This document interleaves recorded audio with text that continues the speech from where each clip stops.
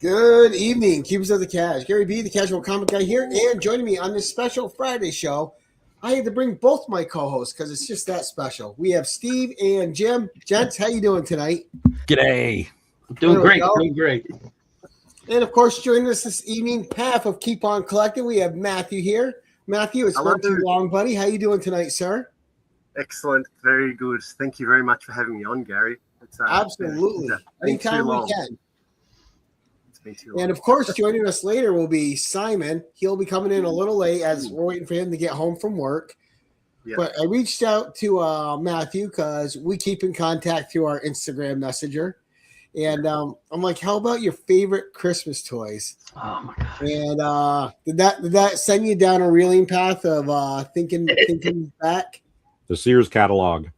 Oh yeah, the Sears catalog for sure. Christmas catalog. Well, I don't know. They probably didn't have that in Australia. No.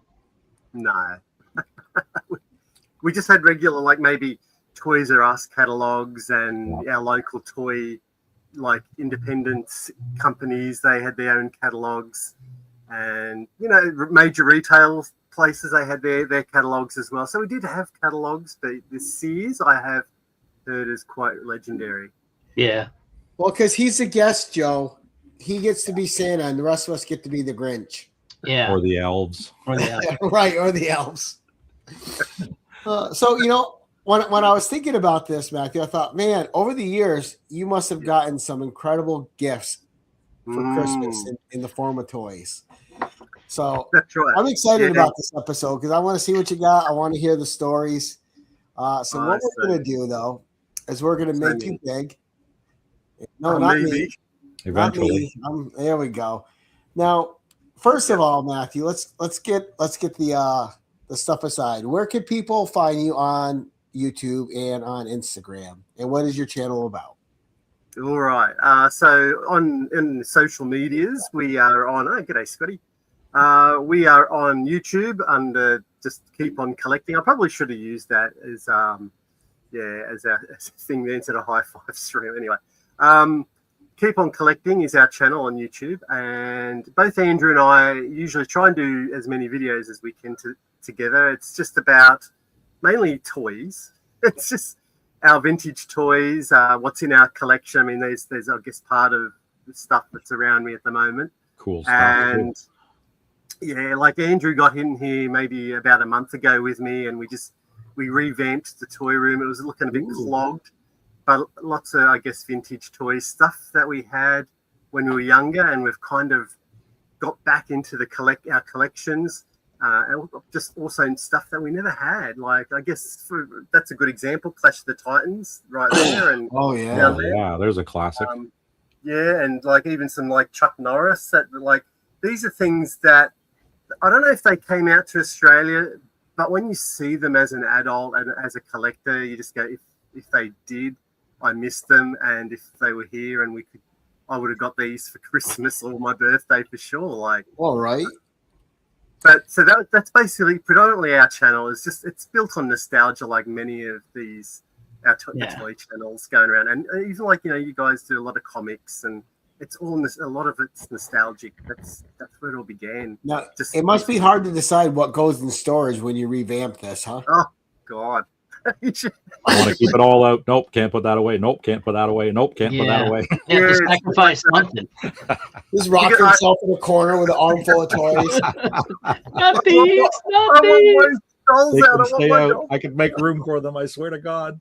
It's just not enough room. There's so much, like my Doctor Who stuff took up like this massive, like just in front of me there. That's what I'm looking.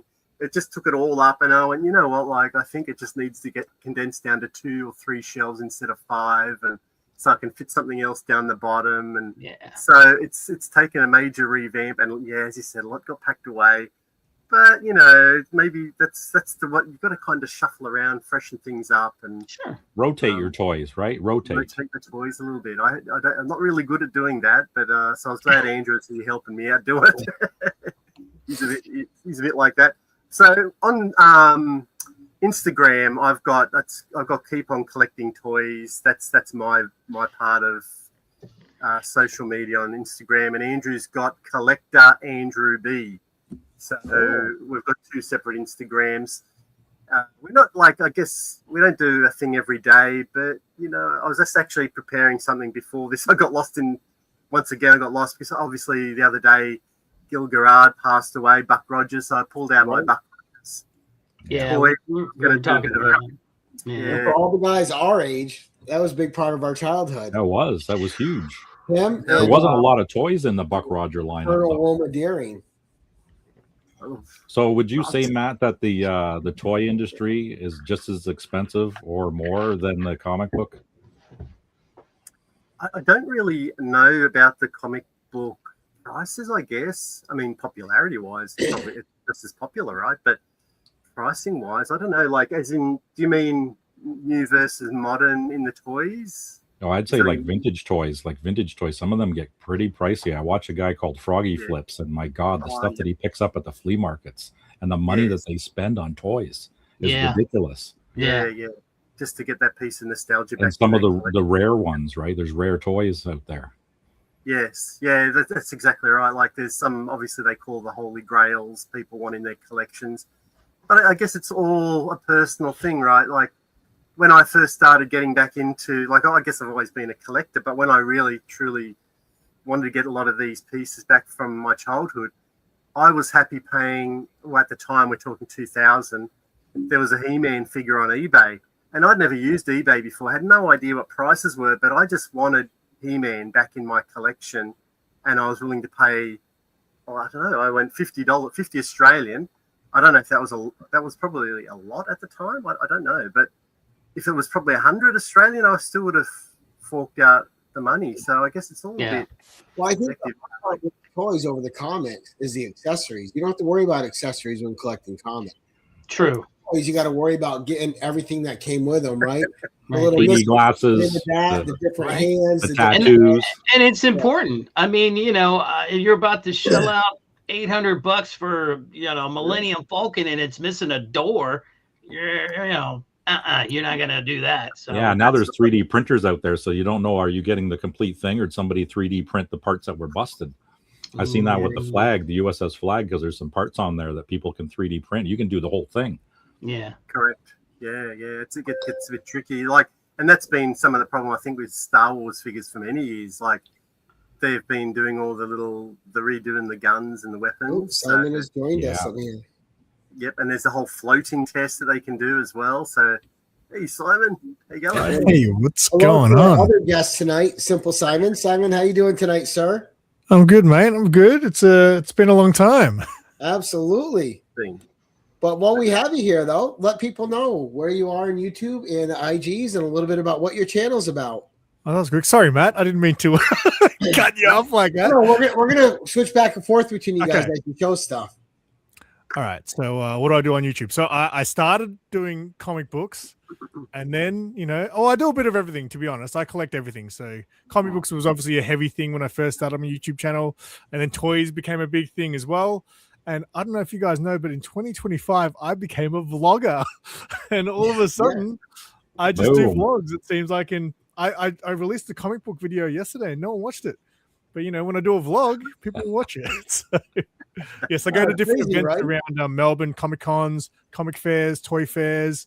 That's become the big thing this year, it seems. So, but yes, I'm a collector of all sorts. My biggest things that I love at the moment, the most, are Aliens and Street Fighter. They're my two current obsessions. We'll see how long they last before I move on to something else. That's a wicked Bruce Lee. That attention span is short. Right. Us old guys, we can't focus our attention past one thing, so we just got to stick with something and keep on going. Well, I'm going through my nostalgia phase at the moment. So, like, even with comic books now, like, I've kind of really, for starters, I've barely read much at all. I just never find time to read anymore. And when I do, I've kind of lost interest in the DC Marvel stuff. I'm really more interested in indie stuff, but also anything that's kind of nostalgia for me. Like, I'm interested now in, like Alien comic books or Transformers comic books and, things like that, bring nostalgia for me. So, but yes, I hardly find time to read them anymore. I love the Alien comics. I always pick up the old Dark Horse ones when I can, and they're just great. And Marvel's done a great job with the new Alien books. They've been phenomenal, as well as the Predator books have been great. Yeah. Yes, I've read a couple of the Gary lucked out and got a signed book too. And he didn't even know I got a signed Alien 1, double signed on the inside for $20. Wow, not bad. $20. Yeah. No, I didn't know it was signed. It's a second printing, not a first, but still. Did you wait? So you didn't know it was signed? Did you say? Oh, I was at a little comic festival here, and I picked it up and it said $20. I'm like, well, I didn't say anything, so I asked the guy what it was, how much it was. He goes, oh, it's $20, and he opened it up, and I asked him, I go, do you know what printing it is? And we opened it together, and it was double signed on the inside. And to his credit and his integrity, he goes, well, I already told you $20, so looks like you're getting like $100+ book for $20. But then I sent like 5 people over to his booth to buy stuff, so it worked out for him. See? Paying it back right there. But he was good to his word. He goes, that's on me. I should have caught that, and I didn't look through the book. That's brilliant, because what I hate about going to comic fairs is when they don't price their books, because you're going to find a lot of people are hesitant to ask, because I don't want to ask you tell me $20 and I'm like, oh, I don't want to pay 20. You know what I mean? Like you can create that awkwardness. Well, I think the sticker come off because you could see where the sticker was, but I think people were thumbing through. Yeah. So most of his stuff was priced. I just think that one would come off, and he's like, "Oh, that's $20." I'm like, "All right." That's because Simon has class and decorum, whereas I have none. I'll go to a con. I'll be like, $50. Is that 50 pesos? Are you crazy? So see you later. You haven't seen Jim till he's rolling around on the floor, throwing a fit and crying until just like, sorry, man, can't do $50. I said we might be able to talk if you come to reality and say 30, and then they go, all right, just give me 30 then, or they'll say, sorry, can't do it. But you're gonna dig a lot of properties to make the money. Hey man, I went to Legion of Comics school of dickering over the price, because there's no reason why you can't haggle a little bit. That's what absolutely. I didn't haggle with that Alien books. $20 was already a good price for it. Oh yeah, no, I would have paid that straight up just because of what it was. I was just trying to get it before anyone else noticed it was there. So Simon, before we kick it over to Matthew to start us out with the first toy, I'll ask you the same thing I asked him. How was it nostalgia-wise going back through and getting some of your old Christmas toys that you remember getting? Well, you know what? I got to be honest. I'm not as prepared as probably most of you guys are today, because I really struggled to think of what have I been given for Christmas over the years, because a lot of people don't necessarily know what I'm into. So we're hosts. We didn't bring anything. This is you and Matt's show. Oh, it's just me and Matthew. Okay, Matthew, you're gonna have to carry this tonight, because I've got like Matthew, 3 you things down already. I've only got like 3 things to show you, but I'm sure I could probably grab some other things randomly. I got things everywhere here, but there was only 3 things I could think of off the top of my head quickly that I could find that I knew were Christmas presents from people. So one of them is very cool though. That's right. We'll play it by ear. All right. All right. Let's bring Matthew back up. All right. Would you like to start us out tonight, Sarah, with a old Christmas toy or something? Yeah. All right. Obviously, I don't have the originals, but I guess in most cases I have obtained a lot of the Christmas items back from over the years. But I'm going to start with something new, and that Andrew actually gave me a couple of years ago. I don't know if you remember the TV show from the 70s, but it was Space 1999. Yep. Yeah. And you do? Yeah. Oh, yeah. And so that was awesome. 1612, they seem to get the license, and Andrew just one year, he was taking little snippets of the box, pictures of the box, and every day he'd send me a little bit of this picture, and I'm just going, I don't know what you're sending me, Andrew. Like, what are you sending me a picture of? He says, this is a Christmas present. Anyway, he gave it to me, and it just blew my mind. Actually, it's probably it was a combined Christmas birthday, because my birthday is 2 weeks after Christmas. So hopefully you can see this and the glare doesn't kill it. But that is, man, that is like awesome. The moon buggy. Yeah, with the moon buggy. So actually, Matthew, because of you, because of Anachronic Comics, Chuck Hensey and Mark Andrews, I started watching Space 1999 because it was a whole. Oh, good. I really enjoy the show. I think it's great. Yeah, it doesn't hold up though. It really doesn't. No, it doesn't really hold up. But no, it's bad. I love it. Season 1 is probably it's two different types of seasons. Season 1 is more the thinking science fiction, right? And then the second one is more. Well, it got taken over by Fred Freiberger, didn't it? Who did Star Trek? So it's more space adventures and landing on planets. The ships were really cool. I like the ships. That was the first thing I ever made out of Lego. Was that ship from Space 1999? Oh, really? Yep. Yeah. Well, it's funny. We loved it so much. Like out of Lego, we did the gun, the stun gun, and the Comlock. Made all those out of Lego as kids because they didn't have. Well, they didn't. They probably had rack toys. I think they had. And Dinky, they did like metal eagles, which were probably about. I've still got my original one up there actually, but it wasn't a Christmas present, so it doesn't get in the list. But it's probably about 5-6 inches long, I guess. So that's the beauty of Lego, right? You could make anything out of it. So we didn't have toys. We made our own. Like one episode where you have like a actor that later became super famous, but they were in Space 1999. So that's it. That was. I have opened this before, and I needed to. Because I think I've done some photography with it. Sorry, the glare's just so bad, isn't it? So it's awesome. Oh, that's beautiful. I love everything about it. It looks mint. It's great. Yeah, time to take a note and play with it. Let's get the Jeep going. Come on. Never done a 6-inch version of these figures. Like they just never did figures. So I don't know if it's going to help at all. Well, there's a little bit. No, not really. Oh, do the arms articulate on that? On the There's all these points of articulation on it as well. So that might be a bit better. There you go. Is that better? There we go. Oh, yep. And you lost him. There he goes. That's Alan. He's like looking, going, "Why did you just drop?" But that's still that's a great likeness. Yeah, that's a lot of detail in that. That's not bad. Yeah, there is. Yeah, so fully articulated. So what size of character is that one? 6? You said that's a 6-inch. 6-inch, yeah. So you're gonna have Joe on eBay. Comics. Or Mark Andrews probably says, "Got it." It's in the museum. Mark Andrews probably has like 3-4 of them. No doubt. They did some single figures as well. I think of John, all in spacesuits. I don't know why. I don't know if they've got the licensing to do the actual uniforms. But there's the little dune buggy. Wow, that's pretty detailed too. You even got the mirrors on her. That is really cool. That is really cool.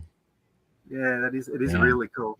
And I'm a bit of it actually fits the figure. Like sometimes you get those toys and the figure doesn't fit in the thing. You know. Yep, that'll go in there, and it comes with like a few accessories as well. So, like he's got his helmet, so he can put his helmet on and off, and right. He's got some accessories to tuck in the back. Look at this schmooze here. The cargo. Oh, Joe wants this stuff.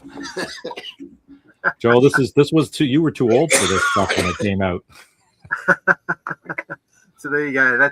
That was from Andrew. I think it was like two Christmases ago. He surprised me with that, and it's that's gorgeous, dude. That's that awesome. blew my mind. Fantastic. And, I tried to reciprocate, and I think I went on there to try and get them, and they all sold out. And I went, "Gee, you're in form, Andrew," because Andrew's not very technologically minded, and so to get online and actually buy something without me knowing is I'm pretty impressed. He probably phoned a friend for a little help. Right. Phoned a friend. Good on him. But regardless, he did a great job, and that box art's gorgeous. I know, it's awesome. I like the way they laid it out. Art is as much a part of the toy as the toy. Pretty much. Yeah, exactly. And it comes with this lovely big backdrop as well. So that's what I was saying. Like some of the toys have stuff like that you can actually, part of your play set. So when you're playing with this stuff, you can have that in the background. It's like, we got the space set up and the moon. Yeah. But it fits nicely in my cabinet over there in its box, sadly. But you keep all your boxes, minted package. You gotta love it. No, gotta play with it though. That's what a toy's for. Do you keep all the boxes, Matt, for like everything that you unbox? Do you keep all the boxes always? Really? I just had to get a storage unit recently, and it's pretty much just full of empty toy boxes. Well, that's it. Then it just becomes full of empty toy boxes. Then they're like, yeah, but I've been finding now that I've been selling some old ones, and it's good to be able to sell it with the box. I just find so. Yeah. Well, yeah. True. Yeah, very true. Certain toys, the box is almost as valuable as the toy inside it. Right. Well, yeah, that's right. Well, that's a great start, though, Matthew. Bringing out Space 1999. Oh yeah. You definitely got the right crowd for it. That's a childhood itch right there. Well, that's right in our wheelhouse. We still love watching this show. So it's a shame Andrew couldn't be here because he just, when we got from 1612 the replica stun gun and comlock, and that blew his mind because he had a rack toy like a water gun, and that was he didn't ever think that we would get something like that. So I think he gets quite emotional when you talk about that. He absolutely loves those. Because it hits home for when you were a kid, and that's associated with the pleasant memories. Around that same time period, did they ever make any toys of that British TV show UFO? Because that was a cool show too, but yeah, it was a bit of a weirder one, but look, I get no action figures, but they're similar to. There was a company called Product. I can't remember. And Benedict Cumberbatch's mom was on that show. She was a hottie. She was. And they made metal vehicles that's probably about 12 inches long, and they're very popular, very, very expensive on the secondary market. Yeah. They've started to make 3 3/4 figures now, and this is a John Koenig one. Okay. Oh, right. Wow. Yeah, so they've started to release a couple of UFO ones in this series. So this is the Jerry Anderson series. Right. So they've released John, and they released Stryker is his name, I think, from UFO, and a bunch of Thunderbirds and Captain Scarlet.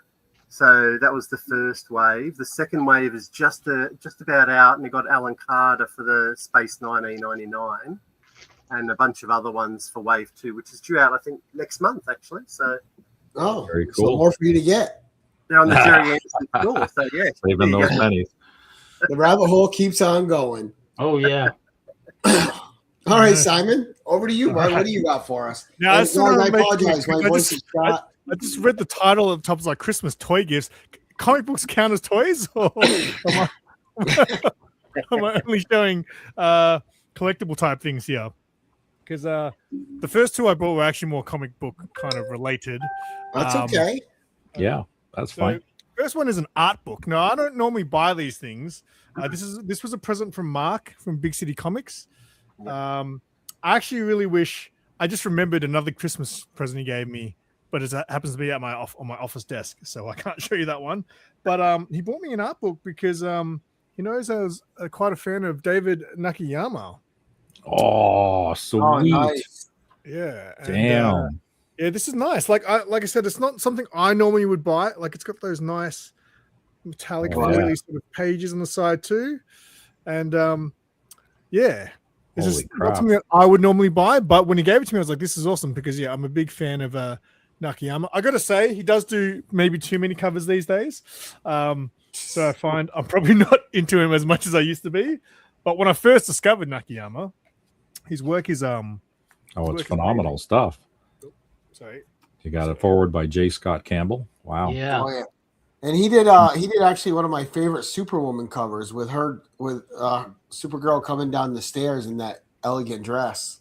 Yeah, that is a good cover. Some great Psylocke and I can't think of that one. Spider-Gwen is amazing. My first one that I bought was like a Mary Jane one. I think it's in here somewhere. Searching, scrolling, searching. Yeah, sorry, there's a lot of covers in here. I was like, man, I've flicked through this for a while, but there's a lot of great. There we go. And then the toy lines come from this stuff too, and the toys. Yes, that's right. He did all the Marvel Legends, or a whole bunch of the Marvel Legend cards. Oh, nice. I was very happy for him too, because that was kind of before he really. Because now he's like he does like 50 covers a month for DC and stuff. Right, he didn't have to do that anymore. Yeah, exactly. But when he did the toys, I was pretty happy to see that. Well, because he's doing covers for DC, Marvel, Dynamite, and a couple indies. Anybody will pay him. Yeah, that's nice. I'm off that Gwenpool. That's a hard.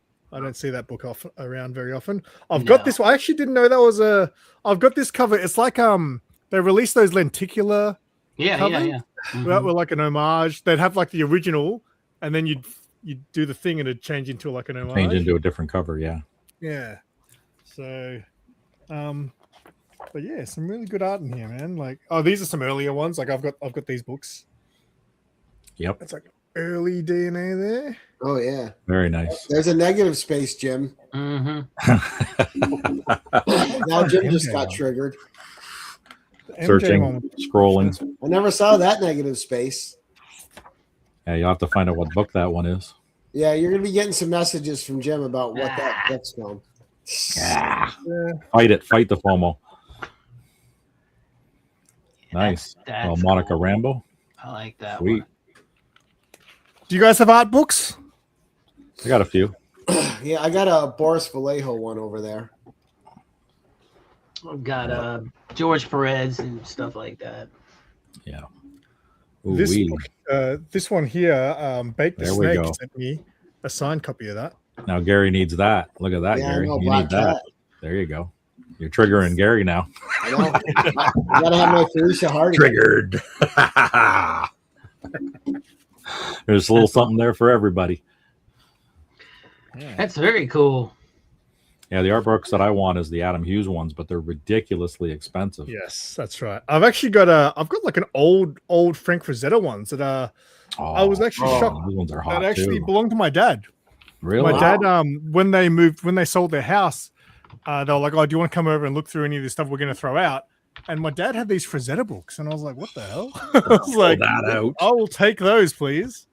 Right, they're actually amazing. Good save, Simon. Good save.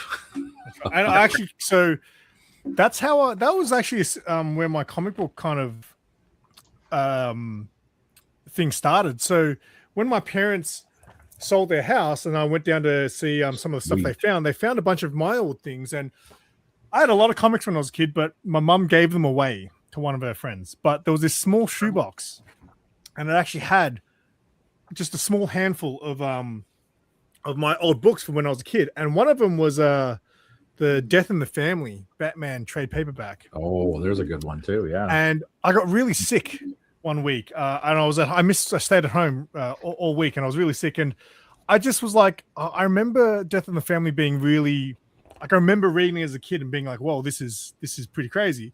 Because when I first read it as a kid, I didn't know what DC was. I didn't know that Batman and Superman were from the same universe, you know? Right. So Superman shows up in that story. I was like, oh, I didn't know this was a thing. So I sat there on the couch and I read it.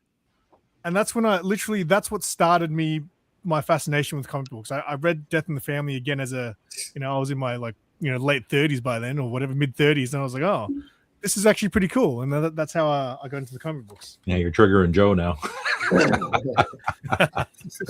There's only certain comics he was allowed to keep when they moved. So he had to give up like half his collection. Yeah, that's also the best collection I had as a kid. And again, when I was a kid, I didn't look at it as collecting. I looked at it as they were just things I read, you know? Exactly. Or just stuff that you had. And you didn't take care of them. When they used to do Sonic the Hedgehog on Archie Comics. Oh, yeah. Yeah, they did. I collected that from the very beginning. And I had I had a lot of them. And because when I first got into comics and I looked up all those books, the first thing I did was, are these worth anything? And nothing was worth anything. They're worth the Sonics were. Yeah, the Sonics one, I was like, oh, damn. So I actually went and repurchased a lot of some of those. I did say to myself when I started collecting, I was like, I don't want to go back and recollect a lot of the books I used to have as a kid, because I was happy, with what I had, and I didn't want to go down that rabbit hole. But there has been some books that I've repurchased over the years, and Sonic was some of them. So he did a Hellfire Gallery magazine. Yeah, he does a great Emma, especially the last series. He did a lot of great Emma Frost covers. I love the X-23, man. That's a cool one. Him and Lobos, Villa Lobos too. Yeah, I love these magazine covers. They're great. Is that Hellfire? Is that any reference to what's going on with Stranger Things? Like they got the Hellfire Club? Oh no, the Hellfire Club is a mutant club in the Xbox. Yeah. Okay. But they do those once a year, right? The Hellfire Gala or whatever. Yeah. Right. And they dress up all the characters like they're in these fancy dress up. Yeah. Because they're all going to this big swanky meet. Yeah, this ball. I've never read it, but I've got a ton of the covers. Oh yeah, it was great. You got to see them look different. Yeah, the Psylocke one's amazing too. Yeah, some great covers came from that. Wow. Oh, Matt's back. I'm back. Bring it, Matt. All right. What do you got next for us? I don't know where to start, to be honest. All right, we'll go. Obviously, I'll go now back to the 80s, and the good thing is I had two brothers, and they're both younger, like just 2 years apart. So we got on like a house on fire. So whatever I got, I'd share with my brothers, and vice versa. So it was almost just like if I got through a couple of G.I. Joe items, they got a few G.I. Joe items, and next thing you know, you got a great G.I. Joe game happening. So that's where I'm leading with this one. And this is actually, I actually got this. I can't remember when these come out. I think these were 84, 85. So this is a good thing. My mum and dad we did do a big garage sale and got rid of a lot of toys, but this is the original one from the 1980s, like my actual toy. That they were pushing buttons. I wasn't though. Bring the G.I. Joe back. The cat, Simon. Bring back the Joe. There you go. So it opens. Obviously, that opens up. And we've got Frostbite sitting in there, the driver of the vehicle. But like over the years, this lost a few parts. Like obviously, the missiles, all the missiles, and the ones at the side here, the big rockets, and the things like rockets. And I've had to re-buy a few of these rockets, and even that windscreen wiper comes off. But I still did have the steering wheel in there. So I remember getting this. I think it must have been 85, Christmas 85. We've got a lot of G.I. Joes. Like as kids, you just sort of, because we only really got things for Christmas and birthday. By the time your next Christmas came along, or your birthday came along, you're pretty much over G.I. Joe or Masters of the Universe, which was early on. But I think that the figure, and I just realised his O-ring snapped as I picked him up earlier. So is my original. There you go. And then they just fall apart. I know those O-rings get old and they get dry and brittle. So it looks like I'll be on the weekend putting a new O-ring in him. But my favourite was Outback, and initially I thought Outback was an Australian, because we have an Outback. So I thought, an Australian character. I want that. So I think by this stage I knew about Santa, but my brother, I think my young brother, was still a little bit into the Santa thing. So I must have requested this G.I. Joe Outback, and so he's still my original one. He won't have an original O-ring after today. But so is the Snowcat? Is that the original Snowcat? And you just got the accessories added back to it? Correct. Yeah. Okay. So there's probably about, I think I was missing like one of these and probably two or three ski of these rockets and some of those. I know, that thing's in great shape. Do those rockets pop off? Yes. So these actually it's a ski, and they would slide in through the ice, and then you could hit the target with them. They were cool. No, I meant like the smaller ones. The smaller ones, you hit a button and it pops out. You shoot out. No buttons, but like you just sort of you just push it down and it sort of pops off like that. And you pretend that it flew out.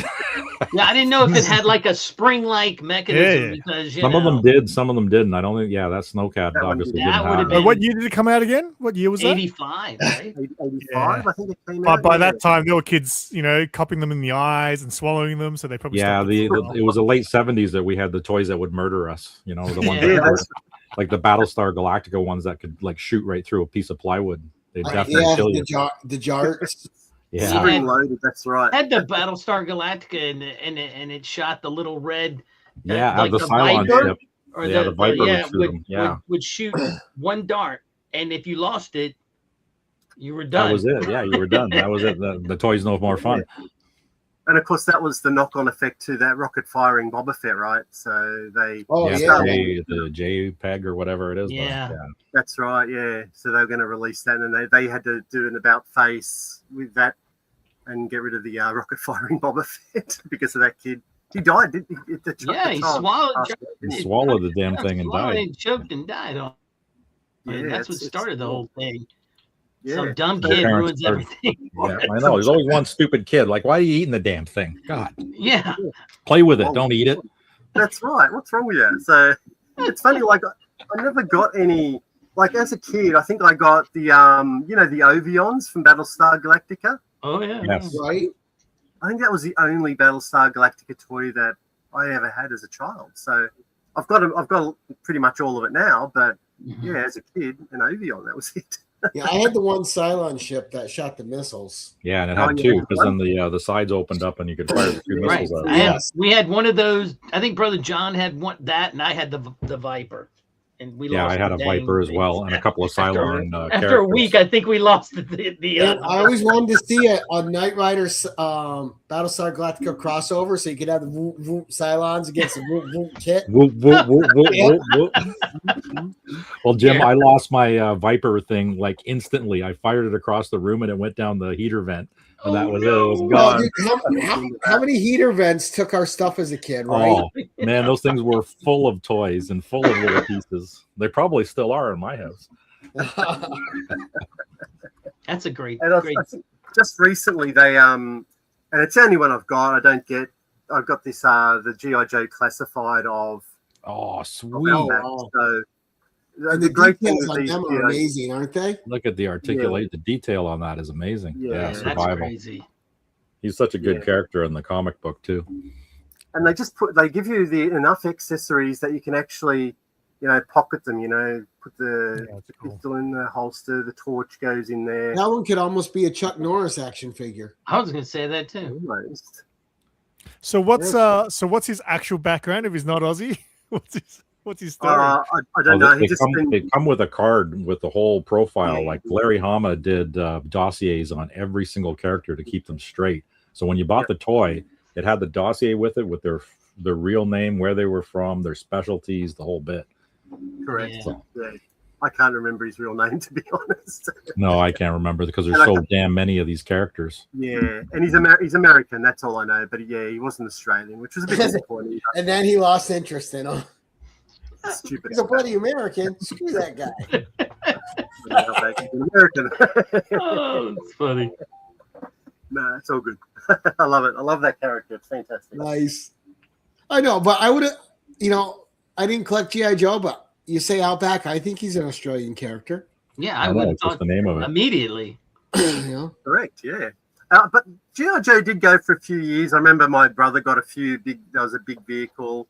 Havoc, I think, and the back opened up, a little spaceship came out, and we got the Sergeant Slaughter, Triple T, so G.I. Joe seemed to go for maybe about 3 Christmases because it just never ended, did it? Like G.I. Joe, it was there all through the 80s, still going. So right, and we loved it. So that was one of the first though. Yeah, he came out in 1987. Yeah, Stuart Selkirk. Oh, that's it. So it was 87, was it? Yeah, I just looked up G.I. Joe Outback. Yeah, he came out in issue 59.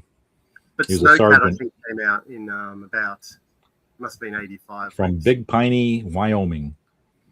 Survival training instructor. Oh, there you go. Stuart Selkirk. Right. Stuart Selkirk. Yeah, that's his real name. Stuart R. Selkirk. Survivalist. He could also be Scottish. I thought he could be a good Scottish guy. Red Stuart. Well, I would want to go by Outback if my name was Stuart. I wouldn't want to be fighting going, Stuart! Especially if you're a big tough guy and then all of a sudden you say, Stuart. Yeah. Call me Outback. I ain't Stuart. Right? Well, was he that high-pitched voice? Don't call me Stuart. I mean, you started out high. Not first 1999, then G.I. Joe. You're hitting some classics. Oh yeah, man. Well, now the G.I. Joe, I'm triggered now. Right. I'm just my show and tell is going to be a little bit downhill. So actually, can I just tell a quick story on touching on how Matt said how I guess toys and things that only last like a year or two and then something else new would come out. So I used to work at one of my first jobs was I worked at a primary school, or I think you guys call it elementary school. And all the kids, they were playing with Beyblades. You guys know what Beyblades are? Oh, yeah. Yeah, my kids were big on those. I didn't know what they were. So I was like, oh, what's this? And, the kids are showing me and they're doing their little things. I was like, oh, that's actually a pretty cool toy, right? So at the time, I had two jobs. I was working at the school doing like childcare, but I was also working at Blockbuster Video, right? Okay. So I was part-time at both. So after the school, and I only worked at the school at the time during the school holidays. So I saw these Beyblades. I'm like, oh, that's pretty cool. So then I go back to Blockbuster and they had the Beyblade DVDs. So I was like, you know what? I'm going to watch all these Beyblade DVDs. So next school holidays, I'll be all up on the Beyblades, right? So you'll be one of the one school term. That's like, what, 3 months goes by. I've watched the entire first season of Beyblades. I'm like all Beybladed up. We get to this next school holidays, and I'm like, what's going on, kids? Where are the Beyblades? I know all about it. And they're like, we don't like Beyblades anymore. I was like, what? We're over that. Yeah. I was like, what do you mean? They're like, we play Yu-Gi-Oh now. I was like, that's so old. What are you talking about? One school term is all it took for them to go from Beyblades to Yu-Gi-Oh. Yeah. Yep. Unbelievable. Soon last term, Mr. Simon. And I was like, I am not watching another season of some other show now. I committed to Beyblades. So. Now it's like what, days, minutes, seconds that things change. It's ridiculous. Jerry. Hey, Jerry. Merry Christmas, sir. Happy Christmas. All right. One more comic book. And then see you later, Joe. Not be comics. But so this is a slab, a CGC graded book that I've got. Now, this series had its day in the sun a few years ago. Anything coming from this title was super expensive. So this is Something is Killing the Children issue 1 that Sarah picked up for me as an early Christmas present. I had to go through like my Instagram and YouTube history, be like, what did I get for Christmas? And this came up as a present from Sarah. It's the 4th printing, and I just really, really like the cover. So it was a book that I always wanted, but everything was like at the time, like, $200, $300, $400, $500 for anything that came from Something's Killing the Children. Well, yeah, because Tynan's going to make a movie of it now. And it's definitely going to happen. So it was auctioned some time ago, but the A cover's like $1,000. They're expensive. I know, but now things being optioned doesn't have the same pop as it used to either, because so many things have been optioned. Yeah, but until Tynan got together with a company and they're actually producing it now. So, but they said that about Netflix for years. They had like a director and everything, and then it changed all of a sudden to Blumhouse. So, until I see a trailer, I agree. It's not going to happen, right? Yeah, it's not AI generated. Doesn't exist. Do you know? I don't think I've ever seen that one. That's the 4th print. At the 4th print, Yeah, I like that. There's better so than many the first. prints of that book. Oh my god, I got the 8th print. I got a bunch of different prints of that. Oh yeah, there's 9th prints and 10th print. Yeah, this is crazy. So I do have the first print. I do have the Frizen one. The Jenny Frizen cover. Yeah. I think it's somewhere. I've got it back there. The A cover though, right? So Sarah. So both Sarah and I, this is like our favorite comic book series. She bought the first 6 issues in a bundle for about $200 at the time. Oh, wow. And then the book by itself spiked to, There's your Jenny Frizen. Yeah. So I've got that back there. I've just That's got the C cover. Covering it. Yeah. So, a cover I always wanted. Didn't think I'd have it. I think at the time, this was going for about $250. Yeah. It's still pretty reasonable. It's in around that same range still. Yeah. Well, actually, no, sorry. I think it was in Australian dollars, it was going for about $400, but I think Sarah probably picked it up for around $250. Oof, so that's pricey. Wow. It's crazy. And these books haven't. So I want to sort of fill the run. So I didn't really jump on this run until the second story arc completed, because what happened was I first discovered this book. I was sitting on the shelf, was issue 5. And at the time I was fairly new to comic books and I didn't like jumping onto a series at issue 5. Now I got to go find issue 1 to 4. So I was like, you know what? This looks cool, but I'm just going to leave this on the shelf. Issue number 5. It took me years to get that book. And then and then I read them in trade and I was like, I love this series so much. I think I want to start collecting it from now. So I started collecting from issue 15 and slowly been trying to get the first 14 issues if I could, but the prices haven't really come down that much on them. Wow. You know, it's funny because so many people love that series. I read the first 2 trades and I went, and never touched it again. Yeah, like some people it doesn't hit for, and others are. Yeah, I think it. Yeah, I mean, I agree with Gary on that. I do remember when I was at the LCS with my buddy Dave, and we went walking in, and he's like, "What do you think about this?" And this was like the, first print, first everything. I'm like, yeah, it just came. I don't want to read anything that's killing children. I'm not reading that. And he's like, "Yeah, that's not." And the big long title too, right? That was when they were going crazy with their. When the show and movie comes out, of course I'll be watching it. But yeah, I couldn't get behind it, and now like I could sell that for like $1,000. Yeah, I know, that's crazy. Well, that's why that issue number 5 that I first saw in the shop. A, it was a cool cover. B, it sounded cool to me. And then once I got into it, I was like, I love that issue 5 cover. So it's the one where she's jumping in the air. Yeah. And it's like a $300, $400, $500 book. Yeah, wait till the toys come out, Simon. Less printings, that's why. So what was that? The toys? Yeah, wait till they make toys of it. I've been waiting like that. Like if they ever release something like an Erica Slaughter toy, I will buy 5 of them because I'll flip 3 of them. The tiny onions, the tiny onion. You guys got to get on that shit. You got to be like Harlan. So check this. This is a 3D print that my little buddy printed for me, and then he was like a fan of the channel. I'm actually friends with this kid now. He's like 14 years old. He came up to me at a show and he goes, "Hey Simon, I've made some stuff for you," and he 3D printed all this really cool stuff for me, and this was one of them.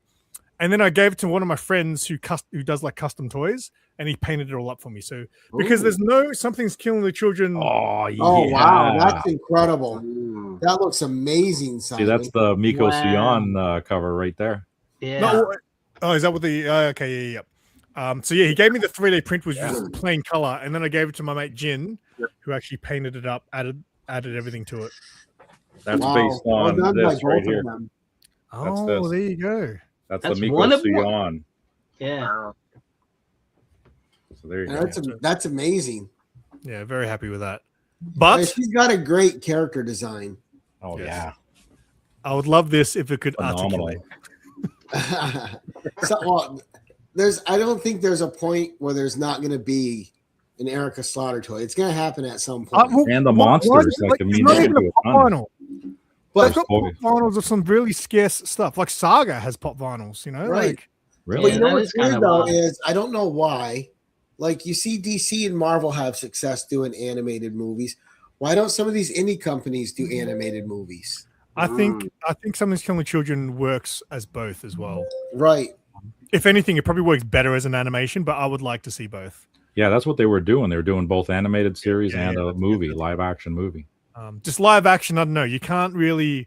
Sometimes it's hard to hit the nail on the head with live action. Yeah, I need the CGC with animation, in there. you've kind of got free reign to do crazy things, especially with the monsters. Awesome. Right. Yeah. If they did toys for Something Is Killing the Children, who'd you like? Which company would you like to see those toys be made by? Like, you wouldn't want. That's a great question, Matt. I like that. I don't. You guys are the toy guys. You tell us. Yeah. Well, my favorite action figure brand, like modern figure brand, is probably Mafex. I don't think they would ever make it. Oh, yep.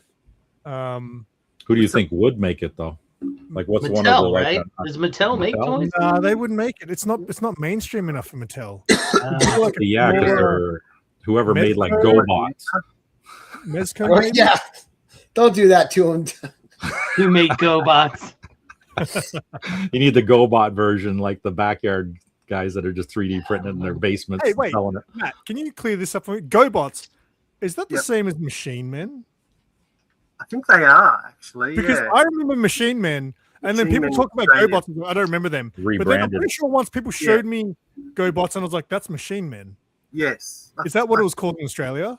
Yeah, Machine Men was Australian. I had a big giant fold-out thing that you fit all the figures in there and stuff. Like, I loved Machine Men. Yeah, Machine Men Australian. Yeah, I had a bunch of the GoBots. They were great. Where were GoBots? Were they English or were they American English? I mean, I think we thought they were ripped off Transformers. Yeah, that's what they were. What they were. Yeah.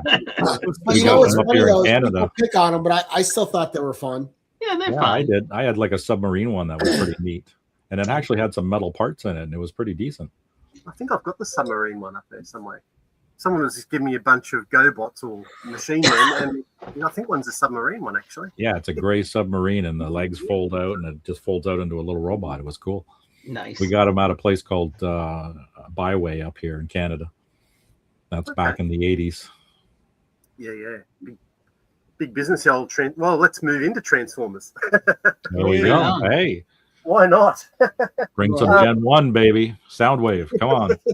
I'd have to, when we were like the 80s, like we moved into this house in 1980, and we by 87 we're moving out. So that was our peak play period where my brothers and I were young. We were just getting, and it was all these amazing toy lines, and you know, from Masters of the Universe in the earlier 80s just through to G.I. Joe in the later 80s, and somewhere in between we fell in love with Transformers. And so I'm going to bring this fella out. This is not the original. My brother, I don't know where to put it. In front of my head. How about that? Yeah, right there. So Optimus Prime, G1 Optimus Prime from the 80s. Beautiful. With his, I've got his trailer here. We'll open that up and show you what's in there. But yeah, my brother's got the original one that he had. That we had in the 80s. So I thought, well, I really love Optimus Prime. There's so many great memories with him and all the other Transformers that we have. I have to go and get one myself. So he's been in the collection for many years now. Well, and when we were kids, I mean, Optimus Prime was what everybody wanted. Yeah, everyone wanted. Yeah. And Megatron, I think he was banned in Australia because he was a gun. Yeah, he was a gun. Yeah, incredible. And I remember, must have been in early 2000s. I somehow got him sent out here on eBay, but I told the guy, you got to send him out as a robot because he'll get flagged if he's in his pistol form. Yeah, you won't get out here. So yeah, that's it. Opened up, of course. Oh, you got all the pieces. Cool. Ooh. Yeah, he's and his little trailer is there. So I don't know. Nice. That little dude. Yeah. That fixing there. Sorry, my big hand in the way there, but that's it. And that's sort of. Wow, that's cool. Yeah, with all the parts and everything still there. Yeah, I don't remember the stickers on the walls there. I don't remember that. Yeah, I don't remember them either. Yeah, but that's pretty wild. I think I want one of those, Matt. I think that's. I think that's triggered. That's it. It's a clear. Now you just we're all triggered. When we do it next year, maybe this will be a Christmas present for your son. It's funny because as a kid, I had all the Decepticons. I was into them. I thought they were cooler toys. I think I've still got my original. Like we had a lot of the littler fellas. So this is my original one from as a child as well. I love Beachcomber. I don't know. Beachcomber. I don't know why. Like I think he was in there. There's an episode called the Golden Lagoon, and he was a bit antisocial. He just found this lagoon, and he's like, "This is just with nature," and he was hanging out with nature. And I'm going, "What a cool Autobot!" He's just like chilling away from the crowd. And then, of course, his piece got broken. The Decepticons found the Golden Lagoon. And now, Matt, here's another thing. Here, put your thumb over top of the Autobot symbol on there. Show them what happens with that. They stopped working though, didn't they? After a while, they stopped working. Yeah, I feel so like they're heat activated logos on there, and they go through color change. Yeah, so there you can see it when you put your thumb on it. They're heat activated. Yeah, it's the Decepticon badges were like that too. So all the Gen 1 toys had those heat activated badges on them. And I've still got all the tech specs from when we were kids. I can't believe it. Oh, that's wild. So I've got the little. That's the translator you put over. I think Beachcomber's right at the back here. So there's Beachcombers. And so that looks like... yeah, so it's like all the machine language. Oh, okay. I remember those. Yeah, I forgot about that. All came with the toys. Because I had the Insecticons, and they had that stuff in there. I totally forgot how about cool that. is that? So it's really cool. Up there, that's strength, and you can't read it. He's not very strong. He's right down 1 or 2. He was a bit of a weakie, but endurance he was really good at. Anyway, that was the decoder, they called that. Right. That's wild. There you go, geologist. Fancy decoder. Yeah, but Optimus Prime was we had a few of this, like the Prowl and Smokescreen, and I've got Trailbreaker, but Optimus Prime, he was the main man. Yep, everybody wanted him. Everyone wanted Optimus Prime in the 80s. Well, so. and they had, for cartoons too, they had the coolest voices. Yeah. Oh, didn't they? In the music. Roll out. Yeah, and all that stuff. And jazz. The cartoon was awesome. I love jazz as well. Oh, yeah, brother. It's really cool. And the electronic voice of Soundwave, he was pretty cool. And then with all the cassettes that came out of him, so he was like a one-man army. They were amazing. The animated Rumble, Laserbeak, all of them would come flying out of him. And then Blaster was the equivalent of the Autobot. Still holds up today if you go back and watch that movie. Yeah, it does. The original? The 86 movie? Yeah. Like I watched it. You can watch it the whole thing on YouTube for free. Every time I put it on, I just cannot stop watching it. It's just so good. It's got the best soundtrack ever. My brothers and I, we were obviously every Saturday morning we'd watch the Transformers. So this movie came out when I think it was 85, 86. So for 2 years we're invested in this show. And all of a sudden we watch this movie. We went to the cinema, the three of us sat there. And they're getting wiped out and they're dying. We're like, I'll be back next week, right? Like, no. To kill them all. I mean, Optimus Prime dies and Ironhide and Brawn. We're like, but then who's going to take over? Who's this Rodimus Prime dude? Like, these. And like that was traumatized as a child, huh? Yeah. Yeah. Part of our childhood just died, and we did lose interest in Transformers a lot after that. Like, but my last memory of the Transformers TV series was when Prime came back. I remember all the there was some virus going around, and it's infecting both Decepticons and Autobots and turning them both bad. And then I think the only way to solve it was to bring back Optimus Prime. They rebuilt him, and I'm like, what? That's crazy. See, I'd lost interest, so that was the sad thing about it. Like, it's hard to watch for me because I was a kid, so like you'd always have to go to school or whatever, and on the I don't know, I always found it hard to. It was not like today where you can just look anything up on the internet and just watch it, Oh yeah, that's right. If you missed the episode, it wasn't like you could go back and re-watch it. So right, you just had to wait for a rerun, hopefully. Yeah, who knew when that was going to happen? So YouTube, like when we were kids, man, you were in front of that TV Saturday mornings. You weren't missing your shows, right? 100%. Yeah, but I had sports on the weekend, so I always missed out. We were indoorsy kids. So we were sitting there eating our cereal, reading our comic books, and watching our cartoons. Exactly. As I got to my teens, I got a bit lazy though, Simon. I think as a kid, I was in sport a lot and running around, but then as I got closer to the teens, I got a bit lazy and I enjoyed toys too much. Just hanging out in the room playing with the toys. That's it. And drawing. I don't know why. I loved drawing. Just making up comic books. That's a phase we all went through. Sparks the imagination. Yeah, 100%. From reading the comic books, right, and watching our favorite cartoons. Yeah, that's exactly. We'll talk about comic books. See, I do love comic books. I picked up the from the 80s. I went through a big thing in the 80s, and it was a limited series, Hawkeye. So they did four. Yep. Yeah, it's like when it must have been 83, from September 83 to December 83. They did like a 4-issue Hawkeye. And anyway, I picked them up on eBay this week, and I got them this week, and just absolutely mint. I went, oh my God, like, did this person actually ever read these comic books? Like, probably not. I just got a 1968. So almost 57 years old, a 1958 pulp book the other day. It's mint. It looks like it just came off the shelf. Got it off eBay. I'm like, pages. New old stock. He wanted it in a warehouse forever. $19, and I shelled it out because I'm like, this is mint. You never find these books in this shape. No. Yeah. Especially those old pulps. All right, let's see. All right, Simon. Back to you, sir. Matt is bringing the fire. So I've all my Transformers from when I was a kid. I don't have them myself, but my brother's my brother's a lot older than me, but he's been a toy collector for decades. So he actually came and stole all my toys once I became a teenager, and they just sat in the basket and I didn't do anything with them. He came, I still remember it. I tell this story all the time. He showed it to my parents' house. was like, what are you doing here? He's in the laundry. He's grabbing just all the baskets of my toys out. And he goes, I'm taking your toys. You don't need them anymore. That was the last time I saw. But these are coming with me. He's got this massive, awesome man cave that he displays all his vintage toys, right? So I can go visit my childhood toys if I want. They're all there.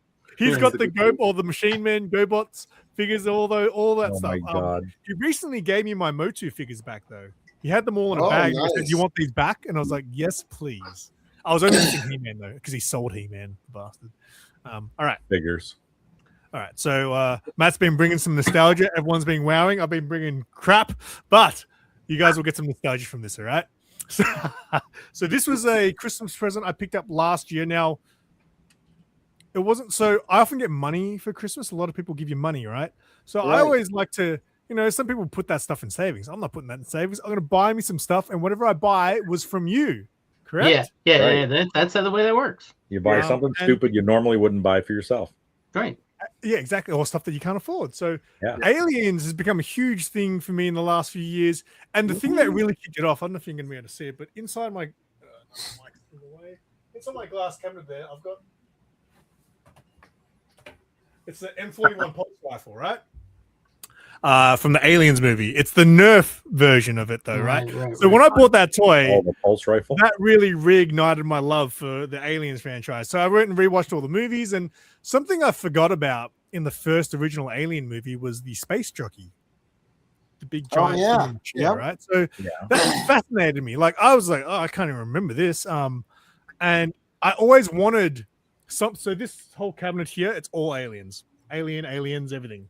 And it's all aliens. And I always wanted something that represented the space jockey. So last year, with my Christmas money, there's a place here called Go Figure, which is a big warehouse toy place. And they had this. Oh, nice. Sweet. Yeah, so I was pretty happy with that. And they had it was like a 20-30% off sale or something, so I got that at a pretty good price. So that is pretty wild. So is that like more of a statue than a toy? Yeah, it's actually it's not a very large statue, but the larger ones are very expensive. So I'm glad this was within my budget. It takes me right into the movie in that scene. With the detail. Yeah. Dude So with the exploded chest. Yeah, and I just love the mystery of it all. They didn't explain what it was. It kind of just was this scene that randomly happens, and you go like, oh. They didn't say anything about that. And that was what was cool about it. So when they kind of used this in Prometheus, I like Prometheus as a movie, but I don't like what they did to the lore of this. How they basically made an engineer be this thing. And I was like, it didn't really make sense because this thing was so big. Like the engineers are big, like they're large, human type people, but this thing was a giant. So in that first Alien movie, the thing was huge. Yeah. So I apparently there's an Alien comic book. I can't remember. There's a story arc about these things, and apparently they made them out to be like some elephant-looking type race of aliens. Yeah, in the 80s they did that. They had a bunch of different alien comic book series. There was one Alien Earth, and I always forget the name of that one, and I really want to go back and collect that and maybe read it. That's right, because they went back to their home planet because they wanted to harvest it, and there was different types of the aliens. This guy, very good. I have a bunch of those old Dark Horse ones too, but I don't think I have that series where they explain the engineers. Yeah, there's a bunch of them. There's about 5 or 6. There's even one on Newt. It was a 2-issue series. Yeah, I have the Newt one. Yeah. I have a bunch of them. It's just but they're I haven't read them in so long. Sometimes, and they're pricey now. The old Dark Horse ones, they're very wordy too. So I tried to read when I got the Aliens one, the original Dark Horse Aliens. Oh man, because that was the one where they kind of wrote it out. It's got Newton Hicks, but I think do they not call they changed their name. Yeah, and then later they changed it back, right? They changed their name because it wasn't continuity in the films anymore. Yeah, the books didn't follow it. Okay.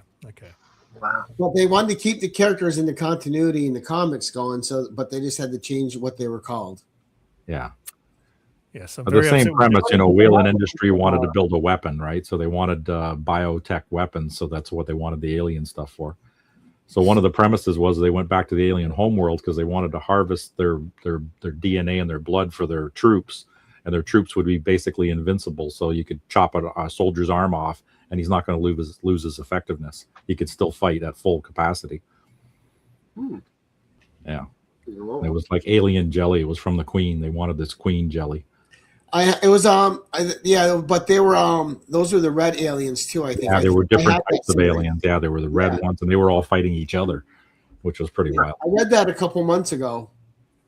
Yeah, I also got the first Alien versus Predator too, Simon. The Dark Horse Comics presents. Oh, that's in my cabinet there as well. I picked that one cheap too. That was good. The covers are so good, aren't they? Oh yeah, I love it. I recently picked up the one that's the one with the Dark Horse book. It's got the Predator face on it. Yeah. And then on the back, it's got RoboCop. Right. Yeah. Oh, did it? The back. I'm like, the back is. It's the Dark Horse presents. Yes. Okay, those ones. Yeah. Yeah, I picked that up recently. Great book. I was fascinated when Batman versus Predator came out in comic form. Yeah, I remember going into King's Comics. I don't know if you've seen that, Simon, up in Sydney, King's Comics. It was. I went to it, but it was like probably 2 locations ago. I think they've moved twice since I've been there. Keep moving. But I remember seeing that on one of my first trips down to Sydney as a young fella, and I just went, "Oh my God!" And I went, "Yoink! That's coming home with me. I don't even read comics that much." Batman versus Predator, who's going to win that? So I think that went 3 issues, didn't it? 3. Yeah, I'm pretty sure it was 3.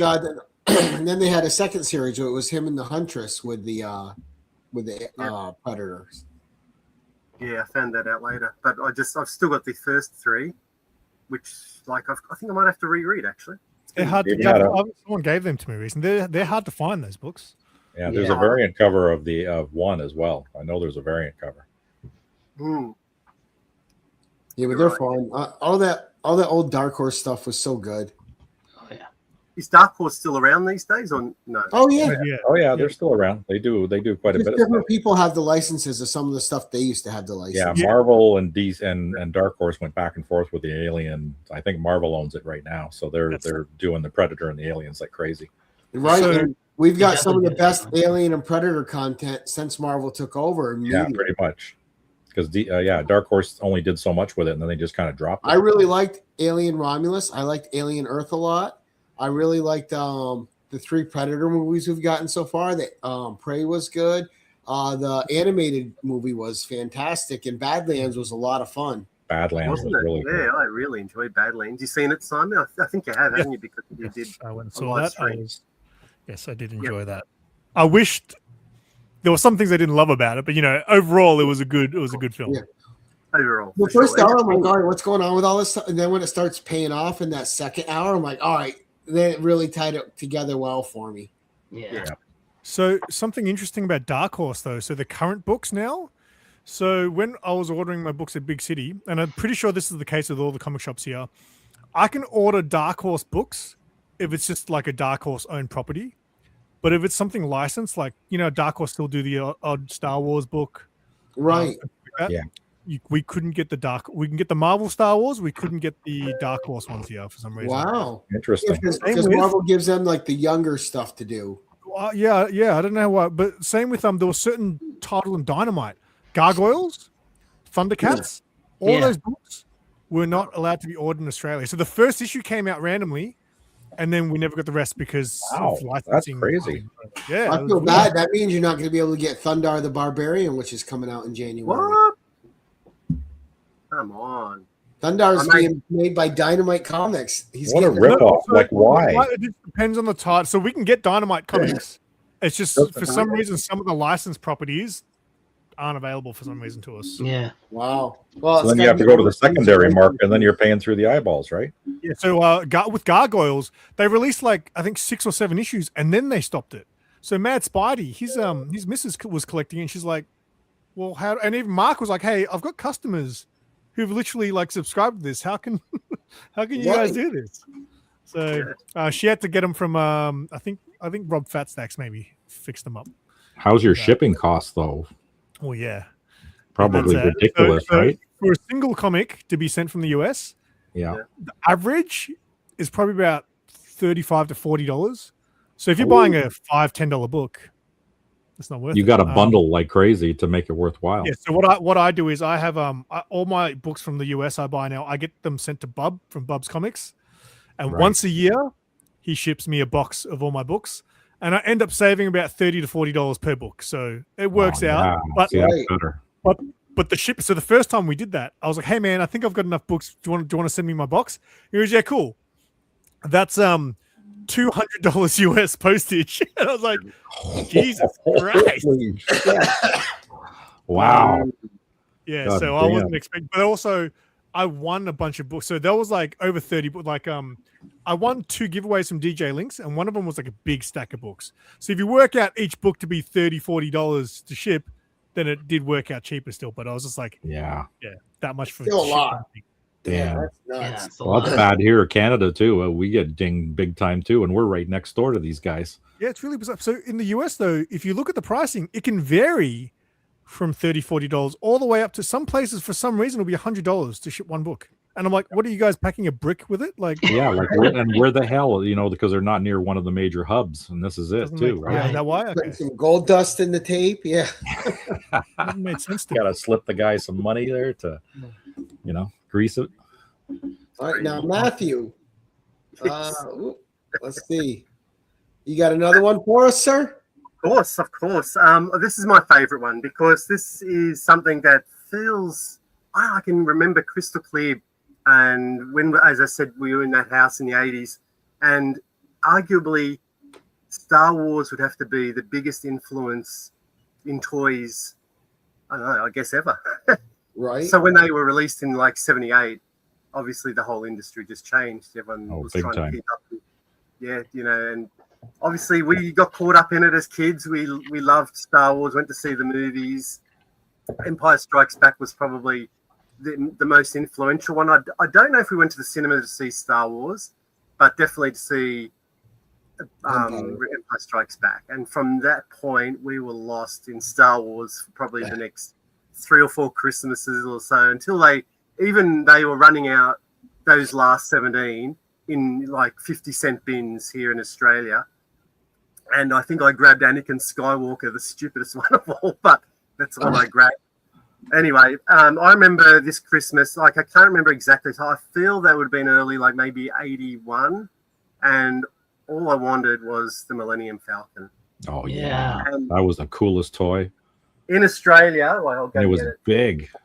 Oh yeah, in Australia it was $100, and that I knew that was a lot for my mum and dad, and that's all I wanted for Christmas. Look, I would have got other smaller things, and I remember Dad sitting me down saying, "I'll get this for you from Santa." He says, "But you won't be getting a lot of other gifts." And I went, "That's all right, Dad. This is all I want." So I remember he worked in Sydney at the time, and he had to go up the North Shore and had to get off the train. And there was a place called Uncle Pete's Toys, and he had to, rang them up and got them to hold it for me. And he got it. He picked it up one night. Anyway, so and this is it. This is the one that I got back. Yeah. Christmas 1980, must have been 81, I'd say. And man, the memories attached to that, huh, Matt? I've pulled it all apart and cleaned it all up because they yellowed over time, right? Yeah, they would. The plastic would yellow. Exactly, but there's a lot of it was dust. So I've actually bought repro stickers as well, but I'm a little bit hesitant to put them on. Like that's where the stickers should go on the back there. Right. For all those parts, and across the back of it. It was missing a few pieces, but like I've got them back since then. But so many hours playing with my brothers just in this back section alone. Oh yeah. Like it's all over the place at the moment, but like it's got the arm and like the you need the string and the laser ball. Yeah, that's probably the most expensive piece ever. It's the first thing that gets lost because it's so tiny. Yeah, correct. But like we would like with this toy, we would like basically the three of us. We'd have the crew in there and in the cockpit, and they would land on a pretend planet somewhere, and they. There'd be like hostile elements outside, like the Rancor monster or any other type of monster that we've got.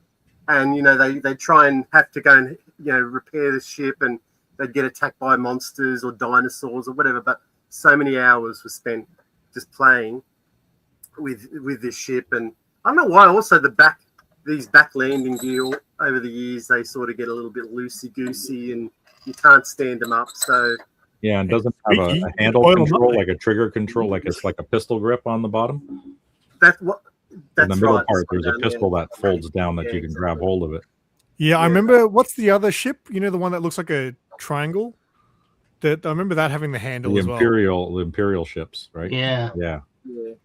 But look at that, man. That's cool. And I think I don't think it hasn't got batteries in it, but like I fixed the the electronics. Yeah, fixed that as well. I watched a video on YouTube on how to fix it, and it worked. It just makes it, and when you hear it, just goes. I'm like, that's pretty technical. It wasn't. That was a horrible noise. That's supposed to be the sound of it running, right? That's it. This is my pride and joy and thank God that someone invented acrylic stands, like so you can actually put it on an acrylic stand just in certain spots, and you can have it as an angle like this. Right. All right. Instead of because the legs always seem to collapse. It was great. Because that's how you always picture it being in space too, right? Flying at that angle. That's right. So you get an acrylic stand, so it's on an angle, so you can just display it like that, or you can get the option of displaying it like that. So have it chasing the slave one. Yeah, that's right.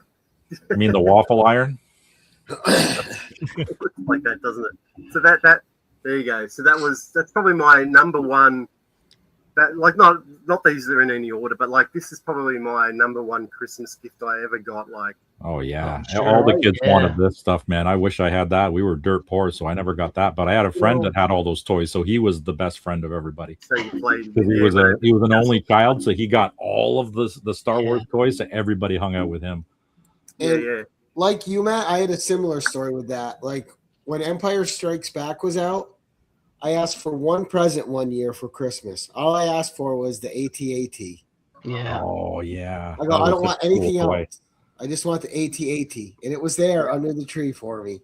And really, so many hours playing with that and shooting the things out of just. Yeah. You know, I ended up your with the Droid imagination Factory. was crazy, right? Yeah, that's amazing. Well, that's because I got this, but my brother got the chicken walker one. And he loved that chicken walker one. Like I've actually got it down there, and every time he'd play with it, he'd put it back in the box. Oh, back really? in the box. Really? And so now I've still got the box because that's how he stored it. He was ahead of his time. The rest of us tore that box to shreds to get the toy out. And we didn't care about the boxes. There was We so wanted many the toy. Star Wars toys. Yeah. No, it's really good memories. Lots of Star Wars toys. But it's in great shape. You got all the parts for it. Mm. That looks great. It's funny. Simon was saying, with the law of Alien there, and you had the telescope, and it was just a mystery, and that was kind of the fun. I feel like in recent years, we saw Boba Fett, in Empire Strikes Back, Return of the Jedi, and then he died in that scene. But in recent years, they've kind of got hold of Boba Fett and brought him back. Yeah, resurrected the character. I don't know if he's as cool anymore because they demystified the mystery. They demystified him. Yeah. Well, he was basically he was one of the most popular characters for a guy who had what? Correct. 30 seconds of screen time. Right. And actually didn't really do anything except die on screen. And he's supposed to die in the Sarlacc pit. Yeah. It was based on the fact that he looked super cool. Right. Yeah. It was. It's the same thing with IG-88 when they brought him into the new shows too. Ryan, yeah, that's true. Yeah. So you kind of wish they'd leave a little bit of mystery there for us. Next thing they'll bring that. There was another bounty hunter, the lizard guy. What was that guy's name? Guido. Bosk. Bossk. Guido, Bossk, but Bosk. Yeah. Yeah. We haven't seen him show up in one of the frickin' Disney shows yet. No, they haven't. Yeah. I think they were planning to do when they were early days when Disney took it over. I think they were going to do a bounty hunter show with Bosk. I think that was one of the kind of like the comic books where they did the whole bounty hunters. Remember when it was like, was it Rogue One or I can't remember which one it was, but they maybe it was Rogue One, but they're in the alleyway. He goes to meet the guy in the alleyway, and he bumps into that one guy. He is like, "Hey, watch it! I'm wanted in like 30 planets." Oh, those two idiots from from Solo. Yeah, it was when they were in the bar with Han Solo, and he's like, "Hey, Yeah. I was like, hey, it's that guy." Because you never see him but that one time in the bar, and that's it. And he boasts about how, I was And like, then, they brought him back. And then Obi-Wan cuts their arms off. Yeah. Done. Well, what's funny too, though, Matt, is I remember like buying the figures as a kid. Like you always bought the bots because they were so cool. Yeah. Yeah, I think one of my favorites too was the Chewbacca with the backpack. The cargo net backpack with all the C-3PO parts in it. Oh yeah, and it was the bigger one too. Didn't they have like the tall figures of them? They were huge. Plus, they had that one droid, which I thought was so cool on Empire Strikes Back. The one that was like looking for Luke and stuff. The one that floated legs and stuff. Yeah, right, the floated one. The Death Star droid. Yeah. And I had the little tauntaun and the belly opened. Oh my God, you did? Stuff Luke in? Really? Yeah, I didn't have that one. Yeah. I had the regular tauntaun, but yeah, the open belly tauntaun would have been excellent. Wow. Tuck them all in there. Yeah, I think I had a couple of stormtroopers, the snow ones, where they had the plastic things over their bodies. Yep.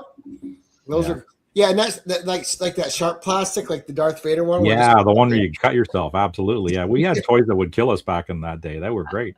You survived. If you could survive our toys, you were okay. That was a rite of passage there. Yeah, all that stuff went thrown in the garbage when my parents moved. Damn, eh? My dad sold all my stuff. Simon, you're up, sir. All right. I can show something. Let me. This is part of the plan, but this was a gift from one of my channel fans, I guess you could say. He comes to a lot of the toy shows, and he recently came to the comic fan. He goes, "I've got some gifts for you. He always gifts for me." So I was like, "All right, let's call this a Christmas present from him right this year." So something I collect, a certain franchise which is a little bit niche, but most people know of it, is the Warriors. So I have like a whole 2 shelves on my thing, which is just Warriors collectibles, and they're hard to come by because they're always expensive. But this is a Warriors board game. Oh my God! Oh wow! I didn't even know that existed. I didn't know that made existed by either. Funko, out of all people. Oh wow! Take you back in the day. So yeah. This is to come out and play. Have you opened it? No, well, so here's the thing, right? He gave this to me as a gift. I've already got one on my shelf, but I haven't opened it. So that when he gave it to me, I was like, "Oh, sick! I'm going to open this one." So no, I haven't opened it, but this one I will open to see all the bits and pieces inside and play the game. And play the game. Ooh, yeah, the Sandcrawler. A Jawa Sandcrawler, yeah. That was the game looks cool. Yeah, there was like an alien game that came out recently as well. I feel like I saw someone posting. But yeah, just it's just really random, I think, to see a Warriors board game of all things. And the box art's really nice too. Yeah, real nice. Got that old 80s vibe to it. It'd be cool if they had little figures that you move around the board. Like that. I think it does. It looks like it has the figures. Oh, it does? Yeah, there you go. They're like little Funkos, right? Oh, that's excellent. Sold. There we go. Now Matt's triggered. Yep. eBay, looking, searching, purchasing. This is like, I think, around $40 here. $30-40 you can get these from here. So it'd be nothing. Okay, it's reasonable. That's a top movie. But yeah, all the other type of collectibles from Warriors are like super expensive. Like there's these old I don't know when they came out, maybe early 2000s. These like I didn't even know there were toys for that movie. Like 8-inch dolls, maybe. I've just got Luther, and he cost me a few $100. But the some of them go for like the guy. There's a guy here called Warriors Down Under. He specializes in movie stuff, but he's a huge Warriors fan. So I bought. It's like a 4-pack of 7-inch action figures. Sweet. So there's Ajax and Swan, and you get 2 baseball fuse as well. Oh wow, that's a fair size figure too. Wow. Is it 6-inch? Yeah, the 6-inch. Good detail on it. Soft goods as well. That's awesome. Yeah, so this is. Have you ever had any Mezco figures? Mezco always do all their clothing and stuff is always actual material and stuff. It's never on the actual figure. So beautiful. But yeah, that was like a 400. It goes for normally more than that, but like he advertised for 450, and I was like, hey, would you take any cheaper cash? And he goes, yeah, 400. I was like, oh, wasn't expecting that, sure. And now I'm like good buddies with the guy. Of course, you gave him money. And now he knows what you're into. That's right. These are the bigger ones. Yeah. He's now your pusher. The pusher man. Plastic pusher. So these are the older ones. Oh, right on. Wow. Very cartoony. Yeah. So these are super expensive. To be honest, I'm not a huge fan of them, but just this was a good price. I think I picked this up for maybe $220, which is a pretty good price for this one. But the Warriors Down Under guy, he's got there's 2 Baseball Fury variants where there's only like very few of them in the world. So he's got them for like $1,500. That is so crazy. I remember that movie. I only saw it a couple of times, but there's obviously a cult following for it. Oh, it's one of my favorites. Comic books as well. So yeah, it didn't hold up very well. I thought it was like a B movie. The old comic, the number 1 is expensive. Really? This is the photo cover. Yep. Oh, there you go. Yeah. I have a couple of the they're not slab, they're just regular the comic book but I cannot find the other ones. I mean, you go on eBay and they want a ton of money for them. The first 2 issues were on some publishing company called Dable. Balloon. The first 2 issues were on a publishing company called like Dable Brothers or something like that. And then issue 3, 4, 5, and 6 were on Dynamite, I think. They were all on Dynamite, yeah. Yeah. So I've actually got the trade paperback as well, which is super hard to find. I paid a bit for that too. So, yeah, it's funny how some of the trades are expensive. Like I have the Uncharted, the video game trade. Yeah. But that trade is like a couple $100. I found it at a used store, an estate sale store. Wow, that was a tongue twister. Yeah. Mike, I'm like 3 times fast. Taps me in the arm, be like, Dad, it's Uncharted. You like that? I looked at it. I'm like, oh, it was $5. Oh, no for brainer. a $200-something graphic novel. No brainer. Grab it. Yeah. Once they go out of print, people know. So, at one of the comic fairs here that I sell at, I was going through every time, like the night before the comic fair, I'm like looking for things I could sell. And I went through some of my trades. I was like, oh, I'm never going to read these. I'll just check them. So I'm looking up prices. And one of them was like $120, $130 trade. It was like an old Batman one that's out of print. So you'll be surprised. Once they go out of print, right, people want them. Yeah. Yep. People always want what they can't have. Was that Luther figure Mezco as well, Simon? Sorry? That Luther figure, is that Mezco? I don't know who made this. Oh, it is Mezco. Oh, there you go. It's very reminiscent. Around 2008, they did a bunch of Goonies figures, and they looked very similar to that, like very cartoony. Like they looked like the characters, but they just were a bit too cartoony. Yeah. That's interesting because I don't know how old these are, but like Mezco figures now, like they're 112 figures, amazing. Like they're really good. I've got the Crow from Mezco as well, and like he's got full like leather jacket. That's like they're a couple $100. Yeah, so, crazy. They're not cheap. Yeah, and the when they do the toy fair thing every year where they show all the new releases, they've got some DC ones. The Red Hood one they've got is unbelievable. But I don't know if like it's so hard to get that stuff in Australia. I don't know. A lot of them don't get released here. Right. Nice. Unreal. Well, they go really fast as well. Yeah, they like do. I remember there was one the other day, a Hot Toys one for Spider-Man was released, and I went, "Oh, that looks beautiful. I'll go online to see how much that is." They're only releasing 500, and they were like about 500 each Australian. I went, and they're sold out. I went, "Oh, okay, well, that's the end of that." So, yeah, and then all of a sudden, the day of release, there's 500 of them on eBay for 3 times the price. Did you see the Aliens? What's that doll called? Monster High. Did you? I think it was Monster High doll. Did you see the Aliens one? No. yeah. I was in Japan, right, and I heard about it. I was like, "Oh, when's that coming out?" It was like a week from release. I was like, "Oh, I'm gonna try to buy that while I'm up here. Like, pre-order it online, right?"